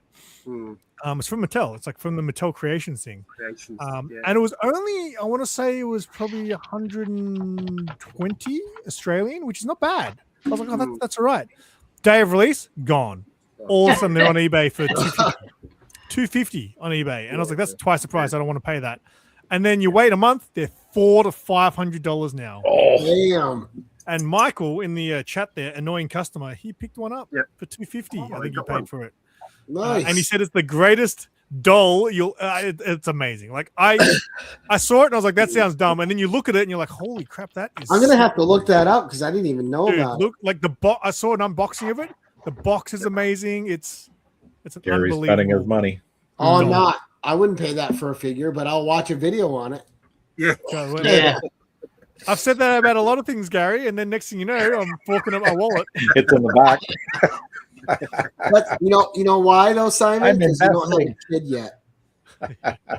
Having a kid will cure a lot of that for you. Yes, it will. Or a wife. All right. So Matt, would you like to take our show out with one last toy? One last toy. Okay. Well, we're gonna go back, and this would have to be once again, arguably the greatest playset ever released. Oh, yes, was it ever? Oh, there you go. Yeah. I'm not going to open it up because it's a cow to open up and control because everything will fall out. But this was just the center of many games. We got a bunch of early in the 80s. I think 82 He-Man was released, and we got this, and Snake Mountain I think came out a year or so later. We got that when it came out a few years later. My poor brother. I think I got He-Man and one brother got Skeletor, and then another brother got Teela. You poor brother, I'm sorry that you got Teela. But yeah, you had the sword, and that would open. Yeah, you'd use the sword and put it in the lock here, and that would unlock the break the sword in half. There you go. That actually opens, and well, there's some of the accessories in there, but I only recently completed actually. Like. You know, the pistol, there's got a little pistol accessory in there. And I was going through it, like when I was doing this room a few years ago back, and I realized I didn't have the pistol on. Oh, my God. Like, this is not complete. Oh, my God. And my AD. And then the brain starts to explode. No. I only just recently found it for a decent price. Like, it was like $45 in Australia. So I think that's a good price for this. The coloring job on that toy is amazing. $5. Yeah, and they're all individual as well. Like you'd line 10 of these up from the 80s, and they'd all have a different paint job. Yeah, that's what I've seen. Different colors on them. Yeah, and one that's like purplish colors. Yeah, they all hand painted, and I don't know if they had any way. I guess they just must get, this is the basic design. So this went a bit of black here, a bit of green there. Yeah, because I don't remember that color up here. Canada wasn't like that one. No, that one looks amazing. I love the color on that one. Yeah. Oh, really? I think that one's pretty neat, but I remember more purple and brighter colors. Yeah. Well, that's the backside of it, which is a bit boring. But these were in our games all the time as well. We'd always mix as well. Like all the G.I. Joes would get amongst all the games as well. So G.I. Joes, Star Wars. We had a few Buck Rogers and Lone Ranger figures. Ooh. Everything that was like 3 3/4 got involved, and these were great for playing games on. So, oh yeah, there you go. Castle. You can do the crossover, right? Yeah, that's a classic to end with. We're big on crossovers as kids. Buck Rogers meets He-Man. Whoa. Yeah, that's it. Comes to the strange planet. Well, I've got Wilma Deering, so there you go. So that perfect. There she is. Yeah. Yeah, I had all those action figures too, and I think I still got them, but all the like you with the O-rings in them, they're all broken. So I got all pieces of characters. You have O-ring replacement days. Now I didn't know they made a Wilma Deering figure. I might have to find that. I gotta buy the O-rings though. I gotta go find those. So fun fact about Wilma Deering as well, Gary. There's a site, and what he does. I'm sorry if there's any lady viewers out there, but you can actually buy a breast enhancement for Wilma Deering. And stick it on the front of the figure there. When I was young, obviously Linda Carter, but Wilma Deering was like the first real crush. Like Aaron Gray was just Yeah, gorgeous. tight outfit. Well, she's still gorgeous for her age now. Yeah, she is. Yeah. Now, Absolutely. Matt, did you know this book came out like a couple years ago? It has all the first run of the comics and stuff that came with the figures. The mini comics, yes, I've got it. My partner, she got that for me. Yeah, I was able to get it for $20. Can you believe it? no way. Wow, that's excellent. Yeah, No, because that's so handy. You don't have to buy all the mini comics. Gary's the $20 guy. If it's not $20, he's not buying it. We're $5, $20 or less. You got that? The lesson of the day, get it for $20. $20. I did. I bought it off eBay. It was $19.99. I went purchase. Done. I've got another fun fact for you about those mini comics. So, this, if you want to ever collect one of them, I've only got one. I wouldn't mind collecting them, to be honest, and I wouldn't mind that book, Gary. But this one here was one I was actually after for a while. Let me make so it that big. there, Yeah. it's actually the first published art by Bruce Timms. Wow. Shit, that's pretty cool. Yes, I learnt that from That's incredible. what's his channel's name? Would you say Bruce Timm? Bruce Timm, yeah. Yeah, it's the name right there. Apparently It that's doesn't his look first- Bruce Timm. That's what's so weird about I it. know one of my favorite artists of all time did a lot of the mini books, and that was Earl Norham. That's great. Holy cow. Yeah, so I learnt that from a comic book geek. Is that his? I haven't watched him for a while, but yeah, I learnt that from watching his channel. I was like, I want that. So I'd always go to the toy stores and be like, do you have any of these? Because these are cheap. These are like, I think I've paid maybe $15 for this. Yeah, you get these days for good prices these days. What I want to know though is, can you get top loaders for these sizes? I don't know. That's a weird size. Yeah, because I've also got the Alien Kenner toys. They used to come with the comic book. It's more square, but it's still the same width. Yeah, because it's larger than a playing. It's larger than cards. We've been Smaller than a around digest. Simon. Sorry, we can't find anything to hold those. Yeah, that's what I would love to find some, because someone should make something. It's just sitting. Oh, that's a great idea. Digest. I know you can just use probably half of a comic bag, like a normal standard size comic bag. You just cut it in half and turn it sideways. 3D printed or something. A little plastic thing that. Or you butcher up a comic book bag. Why does this do this to me? Let's see. Gary pushing buttons. Yeah, because the way StreamYard is now is it takes things away from you, like that are there, that all of a sudden when you go to the menu again, Right, they're gone. It doesn't have the scroll menu to get to a screen you want. It's really odd. I hate some of the I hate that mobile thing that they added. Oh, it's terrible. Yeah, it's now, like they really now you screwed have the two. So you controls a have lot. the vertical, and then you've got. I did it your once, and I was like, landscape. I'm turning that feature off. I hate it. Yeah, that is a dumb feature. I was on with Anachronic Comics, and there was two of them. It splits your viewers, and also it should does. only display the mobile for mobile, and it should only display desktop for desktop. So I clicked on it. I'm like, I clicked on the stream. I was like, oh, I clicked on the mobile version. That's dumb. Yeah, you had the two. That's what I found out too. And then when I'm trying to display stuff, because I have a little display stand here, I couldn't do it in the vertical mode. Landscape, you're fine, but once you're on that portrait mode, you got to put shit right in front of your face. Well, the one where it has us like all on the same screen together, but in the same size. Like once you're in the show, like that option has disappeared in this whole list. No, surely you hit the drop down button or something like that. And that's what I just hit, but it's not there. Figures. You got a weird version, Gary, because I got to think that would be there for sure. Gary's one of those guys. He doesn't like the latest updates, so he leaves it on the old one. No, I always update. Hold on, let me see if I can. You just lost Steve. You got rid of Steve. That was good update. Good update. Yeah, great. Thanks a lot, guys. Good update. You just got rid of Steve. Hey, Merry Christmas, Metal Elf. Friends like that, who needs enemies, right? Right. That's right. That's right. Well, oh man, I just hate that it does this to us, though. You know, like why would it take that out? It's just so weird to me. It's saying the dynamic camera grid, but it's not dynamic because it like you lose the scroll bar to access all the screens. Right. What were you trying to do? Close this out? No, I was just trying to put us all in the same time so we could say goodbye as a group and close the show out. But they got to screw around with everything. Yeah. So now somebody gets to stay big all the way to the end. That's Simon's. Yeah, make it you, Gary. Make it you. It's your show. No. Gary, you know what? Let's we're We're gonna make it the guy with the Christmas hat. Yeah. There we go. Santa. I was just going to say Simon's probably the most attractive out of all of us, and he probably should deserve to get up there. Well, that's why we got to shit on him a little, because we're all ugly old guys, right? Yeah. Screw that And he's young. got those flowing hair, the flowing hair. How dare he come in here and show us up?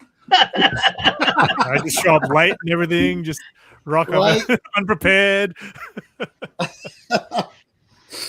Come in. Well, fun fact for my channel, I go to the stat. You know, you have the year breakdown for YouTube, and this is going to surprise you, Simon.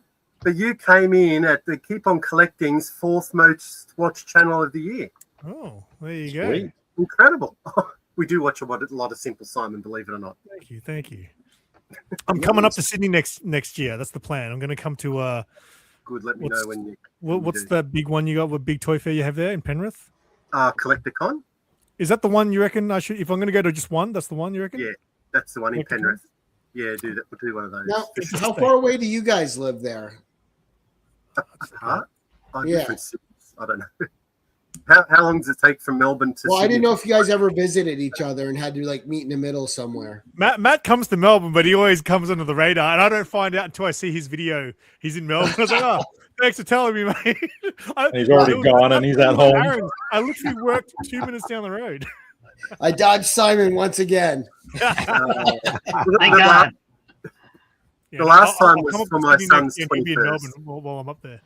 I haven't been there now for a good over a year, 15 months. But the last time was for my son's 21st. And you went down to Monster Size Toy Fair. I know. I think we're planning. Yeah, so August. I think I'm trying to twist Andrew's arm, and we're going to get down there with Dean and Scotty. Yeah, that was cool. That's got to. Did you guys meet up then or no? Yeah, brief. We didn't hang out. I saw them. We just had a quick chat. I got them in the video and stuff like that. Well, that's not good enough, Simon. I want to hang out. Oh, yeah, definitely. Man. I know you're a busy man. They see they're making a play date so they can play with their toys. Right. Hang out with Simon. Bring the Millennium Falcon. Simon needs to bring the Warriors playset. Yeah, you can play the game. Have a game. Yes. That's right. So we'll go around here. First of all, I want to thank my 2 co-hosts, Jim and Steve. Thank you guys for always being on the show and backing me up. I appreciate it. Thanks for letting Especially me since I've been sick this week and my voice is completely shot. I really appreciate you guys being here. Absolutely. And of course, big thank you to Matthew who decided to do the show with me, and then to Simon who came in as a last minute fill-in. But Simon is always welcome on the show anytime he wants. It has been a good year plus since we got to hang out, so this was a lot of fun. What? I never get invited to streams anymore. This is probably the second or third time in the last 2 and a bit years, I reckon, that I've been invited to something. So I'm always, and look, a lot of the times timing doesn't work out, but I'm glad the timing worked out because I always enjoy when I do get the time to hang out with you guys. So. Right, and nice. And the thing is, it's tough with the Australia thing in U.S. time zones, right? But I mean, you guys, I love having you guys on the channel. It's fun. We only get to do it once or twice a year, and it's always a blast. Yeah, and we make it work somehow, right? But especially during the holidays, it's nice to see you guys. So just for me to all of you here, Merry Christmas. Thank you guys for being here and spending time on my stupid little channel. I appreciate it. And we'll go around and we'll start with you, Matt. You guys got anything coming up on your channel? Yeah, look, we haven't been doing too many videos recently, but we're on Tuesday, which is 23rd here. We will be doing a live stream just with a bunch of mates, I guess, just having a drink and talking about things. So we're kicking off that at about 8 p.m. So it's going to be a bit of a full house. I have never hosted a full house, like 9 people, so hopefully I can control that. But we're looking forward to that, but no real plans for videos. Well, you got your new bionic knee to help you out. Yeah, I've got 2 bionic knees now, apparently. So. $6 million man in the making. Awesome. We did do a video on the new NECA Jaws game, so we had a bit of fun playing that and showing people that. So I am putting that video together, but there's with YouTube these days, it's good just to chuck it out when you've got time. So that'll come up in a month or so. Yep. Terrible. Awesome. Nice. Well, we'll look forward to that, obviously. And Simon, what's coming up for you, sir? Mate, every week I've got videos coming out. So every Wednesday I usually drop a vlog where I'm either going to a toy fair, comic fair. If there's no events on, I often would do shop tours. So I go to comic shops, toy shops, collectible shops. And also right now, every week, I went to Japan in October for about 2.5 weeks. So so far lately, it's been every Monday, unless I've got something else going on. At least once a week, I've been doing a vlog from my Japan trip. And I've got so much footage from Japan, going to toy shops and all this sort of stuff. That series will probably last well into next year. Like I reckon halfway through next year, I'll still be releasing Japan videos because I think I did my first 8 episodes, only covered the first 3 days there. Nice. So I've got that, and then from time to time I'll also do some comic hauls and toy hauls, but no one watches those, so don't worry about those. But yeah, no. So the main thing is that I go to events and things all the time, and if not, I do shop tours. That's my main sort of thing that I've been doing. Okay, nice. I'll start looking. All right, Jim, what is coming up for you, sir? Monday or Tuesday, I will drop my review of did I get all the books that I wanted to get for 2025, yes or no, or, what did I pick up, what I did not pick up. So that'll be that'll probably be Monday. I'll probably drop that Monday. I just dropped a video the other day because my good buddy Gary B sent me some awesome books. So go check that out. And if I get a chance to go out digging, I will. While it's not totally frozen yet, you'll see little clips of me pulling up stuff out of the ground. Nice. All right. And Mr. Steve White, what's coming up for you, sir? Well, next Saturday, there's going to be a small Comic-Con thing going on in North Toronto. So I might go up and check that out and shoot some footage and do a video of that. But other than that, we got some weeks off here. I'm usually hanging out with Trev the Shipping Guru on Wednesdays and you on Tuesdays. But we're not doing shows for a couple of weeks. So it's going to be party time. Right. We're not back till January 6th on this channel. Yep. And we're going to start out with the Shawshank Collector, James Green, and who's got an incredible Golden Age collection. And we'll be doing a 10-1-1 with him. But we got Mike Ruth coming back on. If you guys haven't watched the Mike Ruth interview, man, was that a lot of fun. Mike Ruth is a great dude and just a lot of fun. We have Mr. Gretzky coming back on next month, who's doing a jersey 10-1-1. So sports jerseys, that'll be a lot of fun. So we got quite a bit coming up in January. We're going to have some fun. We are going to take the Christmas week and New Year's week off and just recuperate and recharge our batteries and just give everyone time to hang out with their families. And but with that, I'd like to say thank you to everyone in the crowd that was joined us live tonight. We appreciate it. Thank you so much. And if you aren't subscribed to anybody here, I have to add. I think I did add Simon in. Everyone's links are in the description below, so go sub them up. You may find your new favorite content creator. Thank you very much. And as we like to end these things, thank you all so much for watching. And until next time, keep it casual.